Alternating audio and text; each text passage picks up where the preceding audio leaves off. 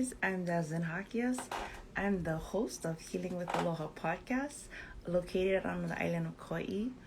This podcast is about bringing hope and healing globally. The reason why it's called healing is because, in this life, we're going to go through some difficult times and we're going to need hope. And the reason why there's Aloha is because Aloha derives from your heart.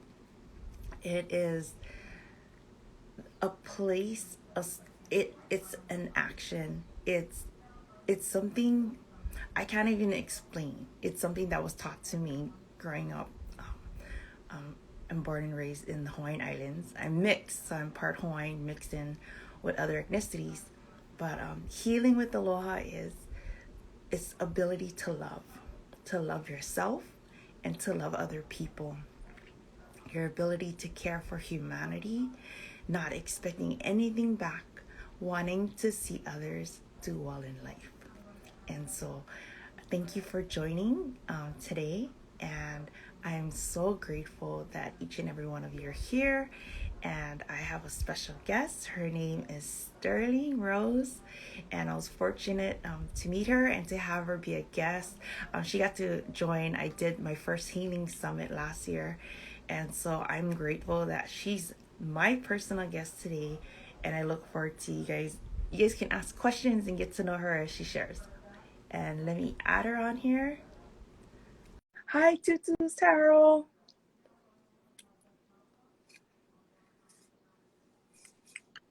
Hello. Hi, how are you? Good. I'm so happy you're here. And I've seen that you took a break. You took a week off. I did. Yeah, I'm so happy to be here with you all. But yeah, I did. I am coming off of some time in the desert. I really needed a little bit of a rest and some sunshine. I was coming from New York before that, and it was about 7 degrees out. And then I went straight to the desert and got to soak up all the sun and really just be in my body and be in nature and reset a bit. So it was really nice. Great. And your hair is lighter since the last time I seen you. It's that sunshine. It changes a little bit. Yeah. So can you tell everybody a little bit about yourself before we go into, because I really want you to share the things that you enjoy doing, because I think it's going to be really helpful. It's a new year and I understand why you did. I want you to share what you're going to share with me, but I wanted them to know a little bit about you. Sure. Happy to. So as you already mentioned, my name is Sterling Rose, and I'm an embodiment photographer, a breathwork instructor, and a retreat leader based in the Bellingham, Washington area, which is just north of Seattle. I also travel all the time for the work that I do, but I'm normally up home there. I'm originally from upstate New York and have a bit of a past life as a landscape architect. That was what I was trained in, worked for many years in that, and found my true calling back in the arts and helping people through experiences of going through it myself, right, to be able to then share with others. I learned a lot by your sharing. I didn't know that, because even if I read about it, I missed certain things. Yeah. So I have a fun fact for you. So my girlfriend, my really close friend, she was my roommate for 3 years in church. She went to college in upstate New York, Geneva. Is that how do you say it? Yeah, Geneva. Yeah, so she's originally from Oahu, and she got a scholarship for basketball upstate New York. And she graduated her bachelor's degree, and she played basketball. That was her scholarship. I know, of all places, but that's funny you said that. I was like, oh, that's so cool. And I want to know, and if anybody has any questions, can ask. We will do our best to respond. What was the turning point for you? Because for you to be an architect, and then to switch over to do something that's more heartfelt, more connecting, like soulful. What was the turning point for you that made you go, you know what? Yes, I'm making great money. However, I need, this is not in alignment to me. Like, what was the turning point for you? Because I feel like there's been a lot of people who've been contemplating their careers, contemplating what life is worth, where is their place in this world. Um, what was it that helped you? Yeah, so for me, it was definitely a rock bottom at my job. While I was doing very well, I wasn't feeling very well. I was getting chronically ill all the time because of all the stress. And I was just having all this anxiety and developed like having panic attacks at work and all these things I'd never experienced before because I wasn't living in alignment and because I was living like up here and not actually in my body. And that's a really hard thing to sustain for many years. And, you know, that lifestyle just wasn't working for me, and it represented like physically. And so I knew something had to change. I was also going through my Saturn return at the time, and I was feeling very lost. And I think that a lot of people can relate to feeling lost. And I think that's probably the scariest thing about making a transition, taking a risk when you don't know what that transition is. That's the worst part, right? If you have the goal figured out, you're like, okay, I can work towards that. I can take these steps. The hardest thing, I think, is just knowing it's wrong. Like where you are isn't correct right now, but something needs to change. And so with that knowing of the recognition of like this is not working anymore, I made a clear shift that I would quit my job within the next 9 months. I planned ahead so I could save as much money as I could.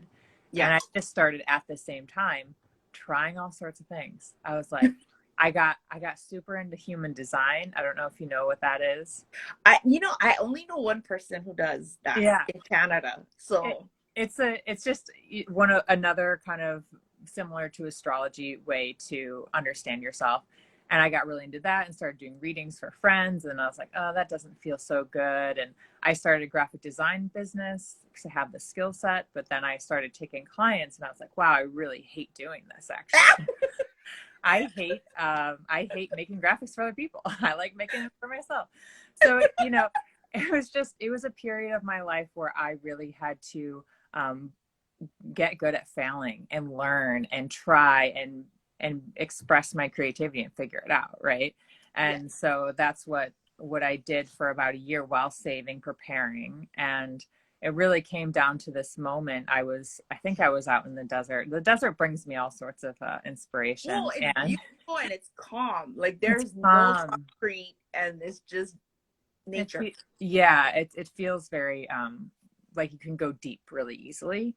And it was in that place where I had a very clear message that I need to make art and I need to just make art for myself and the path will become clear. And so with that inspiration, I made art for the next 6 months, just for myself, just to explore and to try and getting back into my practice as a photographer and a land artist. And I started making all these awesome pieces just for myself. And it really like snowballed from there into this career. After hearing all this feedback, working with models who are like, wow, working with you is like therapy. And I'm like, well, I'm just a photographer. I don't know what you're talking about. But because you were trying. I was just being myself. But that's how I think the best careers get built, is to be creating in alignment of your heart. And when you're working from a place that's heart-centered, it can't be wrong. And so it really just came from that place of inspiration and infusing all the other skills around the breath and how to be embodied and how to be in nature and putting all those things together to create experiences and art for other people. You know, you're unique. And I think the thing that amazes me is some people don't realize that they're meant to be uniquely different. Mm-hmm. Because we try to like shove ourselves into boxes or like a standard, right? Because in our mind we're like, oh, I want to be successful, I want to be realistic, I want to be all these things, but that's not you. Like maybe it was expectations put on you, but it's not. And so like even for you, because so I was looking through your pictures the photography you did of the women, and the way the light hits, there's this specialness, you know. And like when I got a chance to know you prior to you know coming on here, it's like you just have an aura of love, and you provide good energy, but then it shows up in your photos, Aw, thank you you. know. And so I can see why when they're probably taking the pictures, like you already make them feel at peace, but then when they're looking at it, it blows their mind, because you're seeing it's art. Yeah, it's Mm-hmm. it's it's just that the visual that you see, but then for them to see it on, like for me to see it on the other end, I can imagine what they felt. They must have felt so like shocked, like Yeah, the transformation's amazing. And I love working with people who hate being in front of the camera. I mean, that's my specialty. It's like I was that way too. And to be able to bring people through a journey to embodiment and to feeling really at home and safe in their bodies, that fully translates through the imagery. And I think what you're noticing in the pictures is this emotion that's very vulnerable and mhm. clear, that comes through of who they are.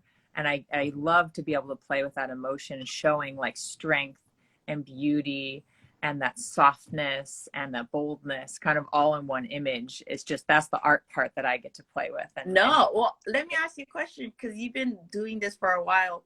What do you find like that is the thing that makes us or people in general feel this fearful of being in front of the camera? Is it because of lack of self-acceptance, a lack of self-love?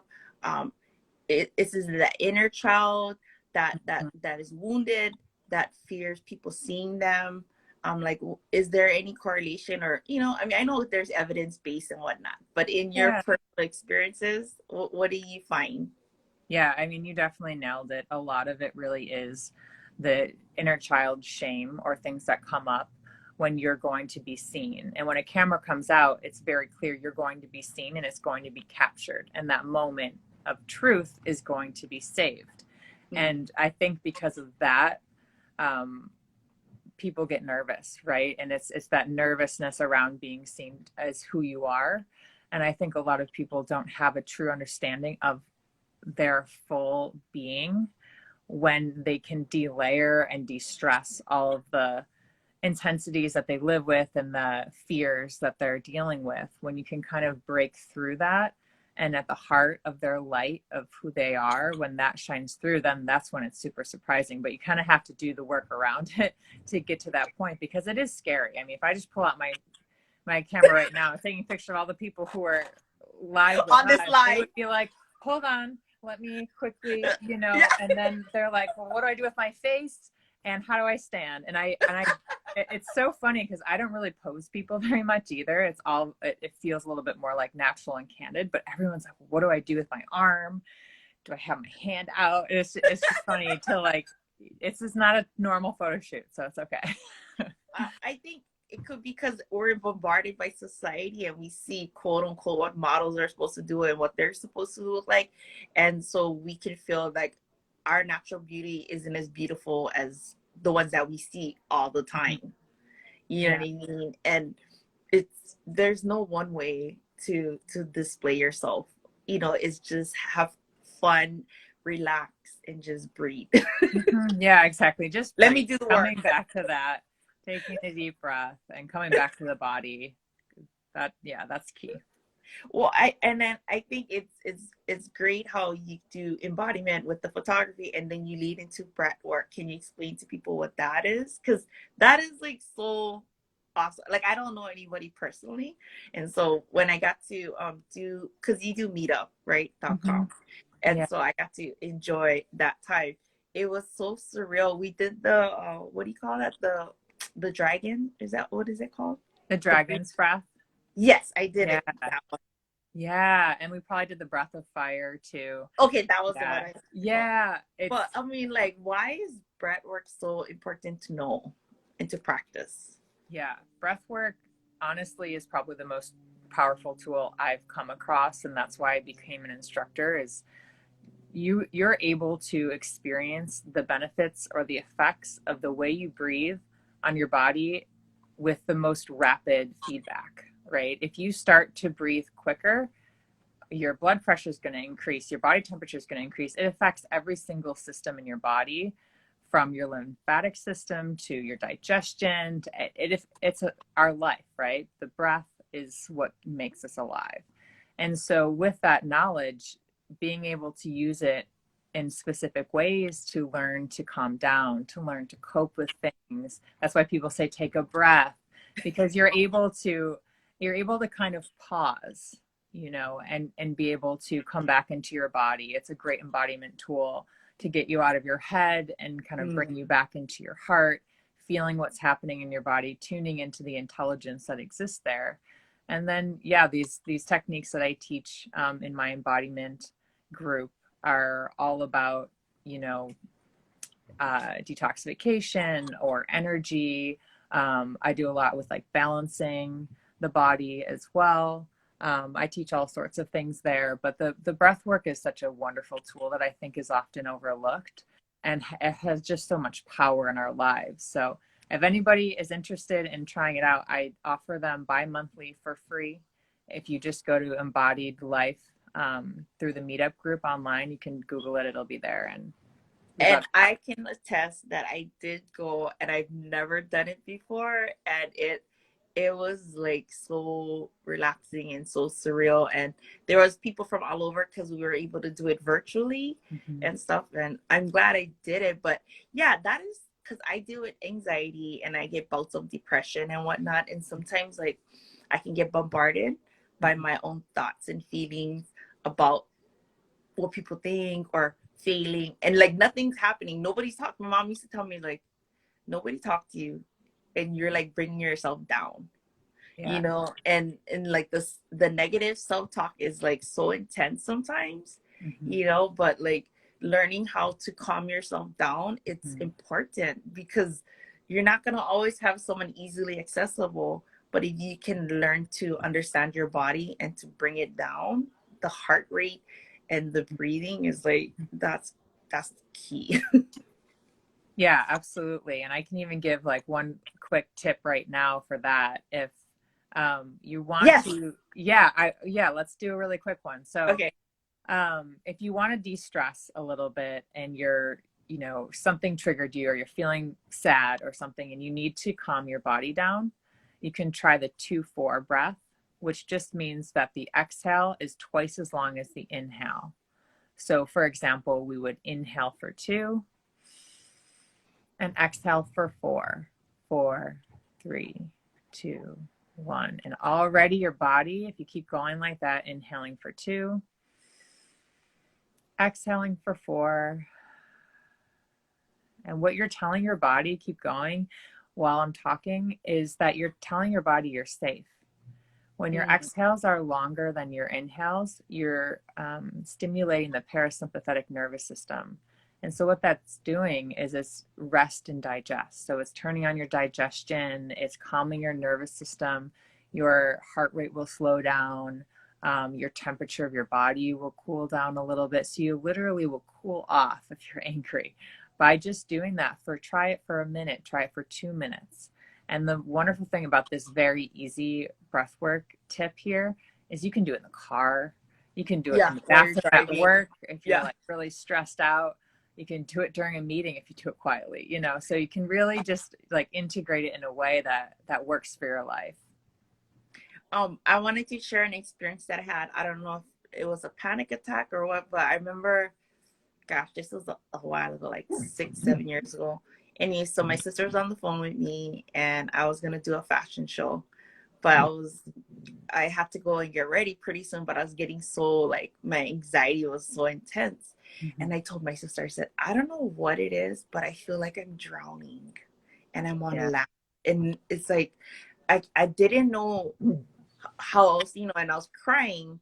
And so my sister was like, okay, you definitely need to go back to get therapy and stuff like that, because I actually have complex PTSD that, it arises and here and there and stuff. And I don't know if that makes any sense to you, but like that was new for me, to feel that way is like, because I've had moments in Hawaii that I almost drowned. So I understand the concept of drowning, but to be on land and to feel that sense of like, I'm gonna die and nothing's going on, but I just feel that. But it was because I was holding my breath like a lot, because I'm like crying, and and my sister Yeah. like, it's okay. She was being soothing and stuff, but I think just that little, like two to four, you said, like Yeah. breathe Two, in four. and then double up, blowing out. That is awesome. Yeah, for sure. And I can totally relate to having a panic attack, especially for the first time. It's incredibly scary because you can't breathe. That's part of it, having a panic attack, right? And not having the tool set, or, not knowing what to do, it just feels like, yeah, I could die. And so that's why I always encourage people to like learn the tools when you're not having the crisis, so Yeah. that when the crisis comes, you have more tools to be able to cope, a little bit better. Has this been healing for you too, though? Like, because the type of work that you do, it involves energy, Mm-hmm. and it involves being in tune with your soul, and your mind. Like, it's not just making money. It's not, like, it's not just physical labor. Like, it's something that, like, you're connecting with people. How has that helped you in healing, like, at to this point in your life compared to what you were before and now? Like, how's it been healing? Because I feel like doing the podcast is part of my healing. Mm. Yeah, absolutely. I think for me, a lot of it is kind of getting mirrored back to me, things that maybe I need to work on that I'm seeing through working with clients. Mm. Also through the creative process, artistically, I think that it's been incredibly healing for me to experience the transformation of each of these people going through that embodiment and going from fear into joy, and being able to capture that and be a part of their experience. I mean, I'm so grateful to have just the chance to do that with people. And so that feeds my soul, like, day in, day out. It doesn't feel like too much work, for me. And it is an energetic practice. And so I have to be careful about how much of it I do, because Yeah. if I don't have the ability to hold space and to give in that way, then it's not going to work out. And so I try to really limit the amount of like interactions in that way that I have per week, just to kind of keep balanced. Yeah, no, I agree. Can you explain to people, because I know what you mean, but I want to hear how you explain it.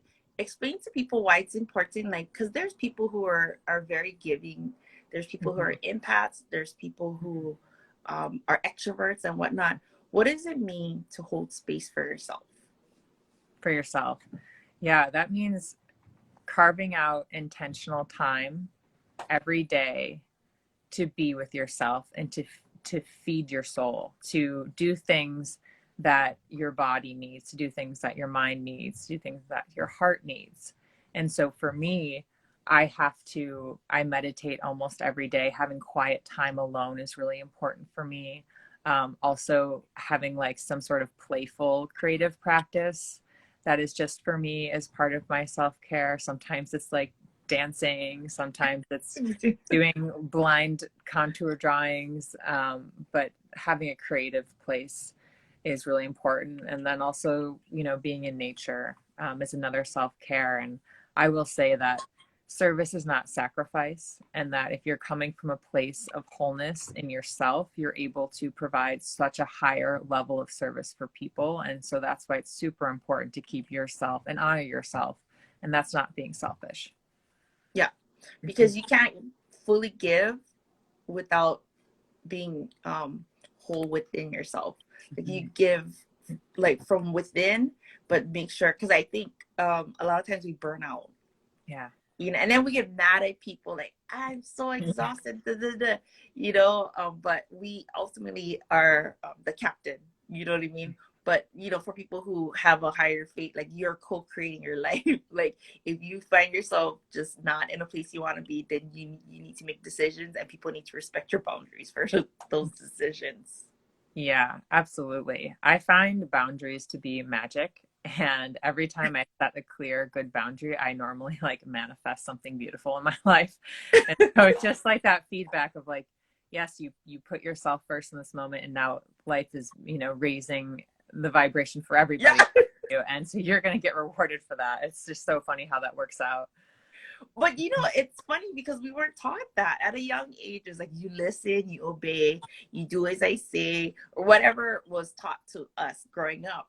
And so then we become adults and then we apply certain values and we realize it's not helpful for our health and our wellness. And Yeah. so we can make decisions to change that. But I Mhm. think we just go on autopilot in life. Yeah. Yeah. I mean, most people are living 80 to 90% of their lives from their subconscious, not consciously choosing. It's just basically like these patterns and cycles that you get in, and you're not making these choices, even though sometimes it feels like it. Your life will just kind of snowball into the same old unless you kind of put things in place to have spontaneity, to choose different paths, to pay attention, I The guess. shift. Well, I could talk to you forever, but can you Yeah. tell everybody why it was important for you to go to the desert, which is what we started off with? But I wanted them to know everything about you and why you did what you did, because that is practicing, um, self-care, Mhm. self-love, self-acceptance, and just holding space for yourself. What was it that made you do it, and what did you get from this time? Because I know that there's always a shift in our mindset when we give Mhm. ourselves space to just detox and step back from everybody. Yeah, absolutely. I think time in nature, time alone in nature is really, really important as human beings, as animal bodies that we have, that we live in. So for me, that looks like going to the desert for sunshine in the winter. I've been doing it the past couple of years, and this past trip, we chose to go for a week where there's going to be no service, there's going to be no work to be done. It was truly a intentional time to just reset, really, and to wake up with the sun and to go to bed, after sunset, and just be really in tune with the natural cycles. I think that that's really helpful for the body to kind of reset everything, because when you're not staring at, blue light screens at night, and you're staring at the stars and you're just going to bed earlier, that impacts all of the rhythms that exist in your body. And so I think that's a big reason why it feels so good to do that, especially when you can do it for a couple of days in a row. And then it just becomes about noticing all the wildlife and the beauty around, and moving your body and just having the quiet time. I mean, I never meditate more clearly than when I'm in nature alone. And so for me, that part of my practice builds inspiration in my work and allows me to come back refreshed, energized. I mean, I came back on Monday. I'm still in Arizona, so I'm still in the desert, but I have a home that I'm staying in for 2 months here. Yeah. Um, so I'm still in the sunshine, but I'm back to reality.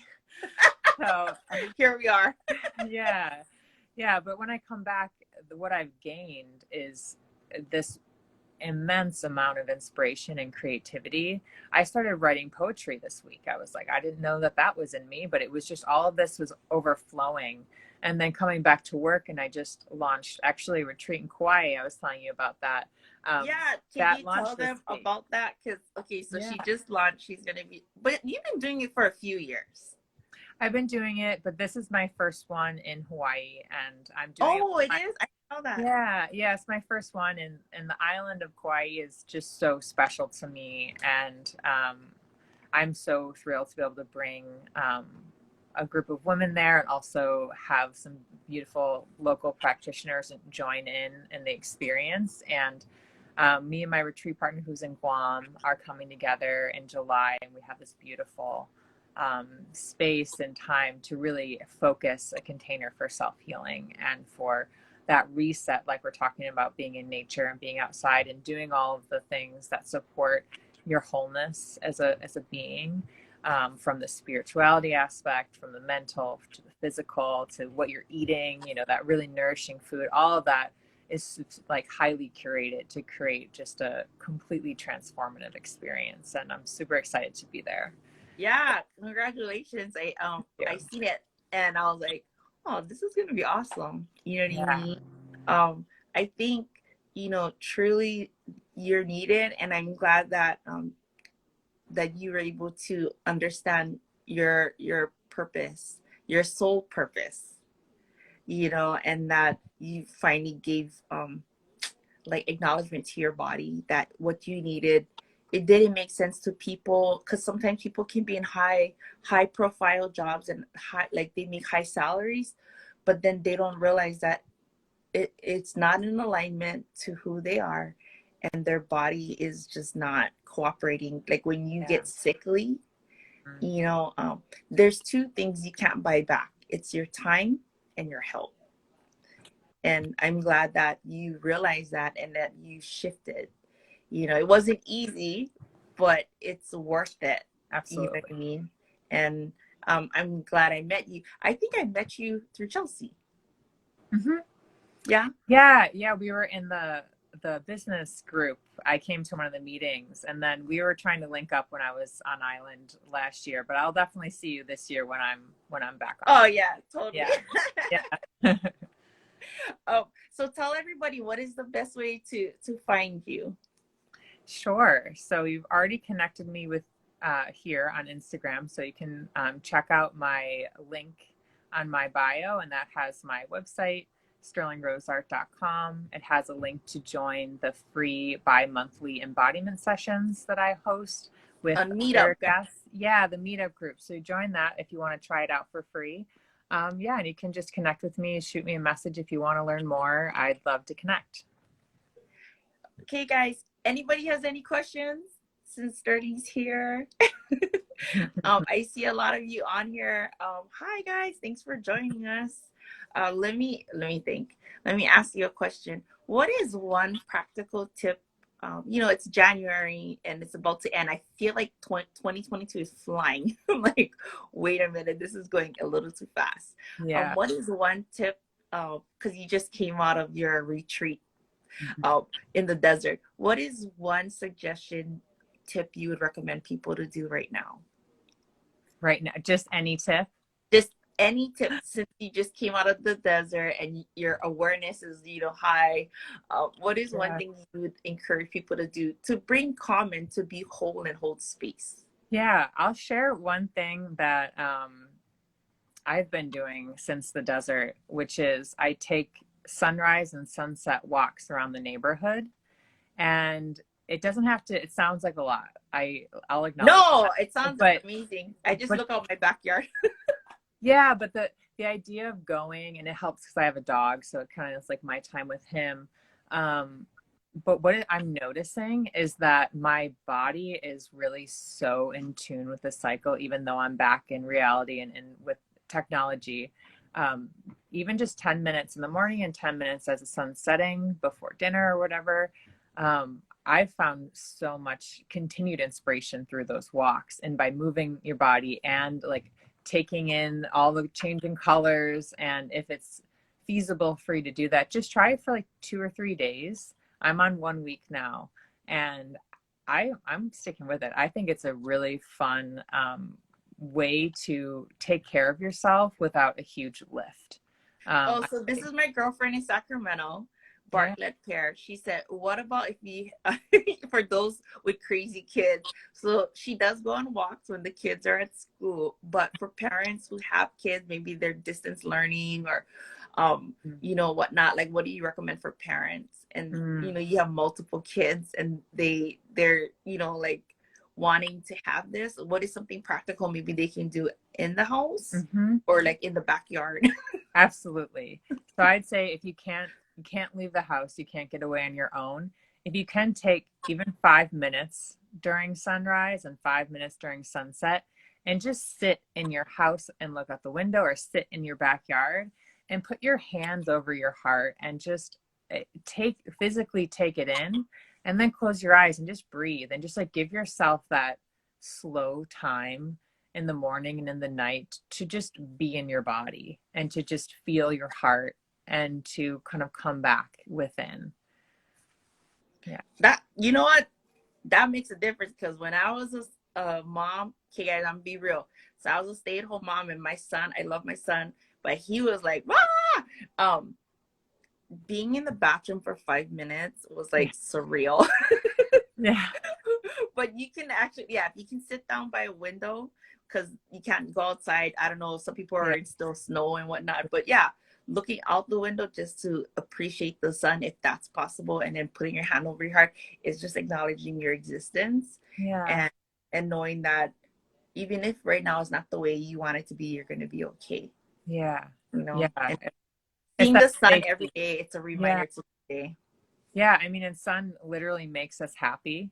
It creates Exactly. happiness chemically inside of us. And so to be able to visually look at it in the morning and at night, it is that little boost that you might need. And maybe you can't sit there and meditate with it, but maybe you can take your coffee and your tea, and instead of scrolling or doing your emails, just stare out the window for 2 minutes. It can be really small, but I think you'll get a lot out of it when you take that moment to stop the momentum. I always like to say that because I feel like our days can just like snowball to the Yeah. next thing, to the next thing, to the next, especially when you have kids.